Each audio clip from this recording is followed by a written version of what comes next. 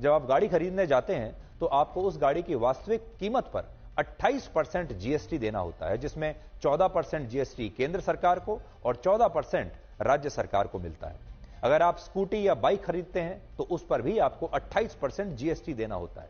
28% GST के बाद गाड़ियों पर 17% रोड सेस अलग से लिया जाता है, इसे आप रोड टैक्स कह सकते हैं, और 1% टैक्स टीसीएस के रूप में भी आपको देना होता है, जिसे हम टैक्स कलेक्टेड एट सोर्स कहते हैं। गाड़ी खरीदते वक्त आपको कार इंश्योरेंस भी लेना होता है, जिस पर 18% जीएसटी अलग से लिया जाता है आपसे। और जब आप अपनी गाड़ी का पॉल्यूशन सर्टिफिकेट लेने के लिए जाते हैं तो उस पर भी आपको अलग से 18% जीएसटी देना होता है, और यह सूची लंबी होती चली जाती है, खत्म नहीं होती।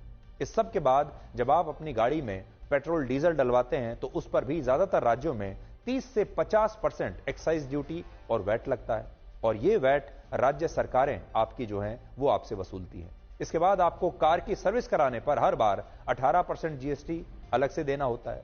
अगर किसी हाईवे पर टोल टैक्स देने के बाद खराब सड़क और गड्ढों के कारण आपकी गाड़ी खराब हो जाती है, उसे ठीक कराने का टैक्स जब आप देते हैं उस पर भी। अगर आपका टायर खराब हो जाए इन सड़कों की वजह से तो नया टायर खरीदने पर भी 28% जीएसटी देना होता है।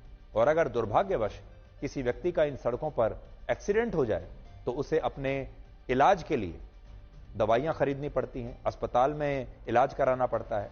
उन दवाइयों पर भी 5 से 12% टैक्स देना होता है, और इतना टैक्स देने के बाद भी इसकी कोई गारंटी नहीं कि आपको जो सड़कें चलने के लिए मिल रही हैं वो सड़कें अच्छी होंगी और उन पर कोई गड्ढे नहीं होंगे।